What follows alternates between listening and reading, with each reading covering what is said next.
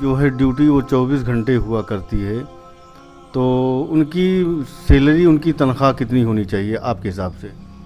دیکھیے حضرت، اس ٹائم جو ہے امام کی تنخواہ کم سے کم 15,000 روپے سے کم نہیں ہونی چاہیے، چونکہ جب آپ اس کو کم دیں گے تو اس کو فکر لائق ہوگی. نماز جس طرح وہ اطمینان سے پڑھانا چاہے گا نہیں ہوگی، نہ اس کی ہوگی نہ اس کے پیچھے پڑھنے والوں کی ہوگی.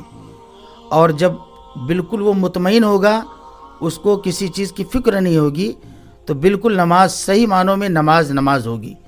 اور اگر اس کو ذرہ برابر بھی اگر فکر ہوگی کہ میری تنخواہ کم ہے تو ظاہر سی بات ہے پھر نماز نہیں ہوگی. لیکن یہ چیز کوئی سوچنے والا نہیں ہے، جبکہ امام 24 گھنٹہ آپ کے لیے سب کچھ قربان کرنے کے لیے تیار ہے، 24 گھنٹہ ڈیوٹی دے رہا ہے. تو کیا اگر کسی امام کی کم تنخواہ ہے تو اگر وہ نماز پڑھاتا ہے تو کیا وہ درست نہیں پڑھاتا ہے؟ جی دیکھیے، ظاہر سی بات ہے کہ دیکھیے اگر اس کو فکر لائق رہے گی، میرا بچہ بیمار ہے، پیسہ نہیں ہے، تو ظاہر سی بات ہے کہ یہ نماز اس کا ذہن ادھر ادھر بھٹکے گا، یہ نماز میں خلل ڈالے گا.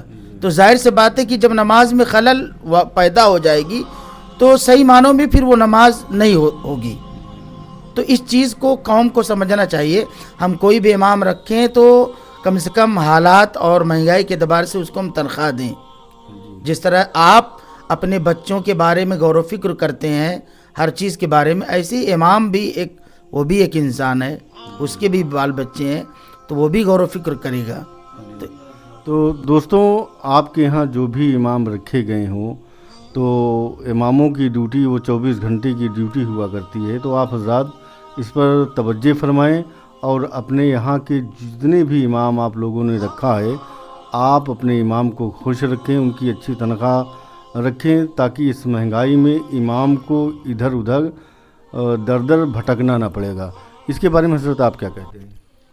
جی، میرا کہنا تو یہ ہے کہ اگر مان لیتے ہیں کہ اگر آپ نے جو ہے تنخواہ بڑھائی نہیں ہے، کم ہی تنخواہ ہے، لیکن آپ ان کے ہر چیز میں جو ہے ان سے پوچھیں کہ حضرت آپ کو کوئی چیز کی دقت تو نہیں ہے یا آپ کو پیسے کی ضرورت تو نہیں، ہر ایک چیز میں جو ہے ان سے، یعنی لوگ امام رکھ دیتے ہیں ان کی ضروریات کو پورا نہیں کرنا چاہتے، اور صرف خالی تنخواہ بھی دے دیتے ہیں، بس اس میں بھی کچھ ہوتا نہیں ہے نا کہ ساتھ ہر مہینے تنخواہ دیتے ہیں یا ایک مہینہ دے کر کے 3 مہینہ غیب مار دیا کرتے ہیں، نہیں دیا کرتے ہیں.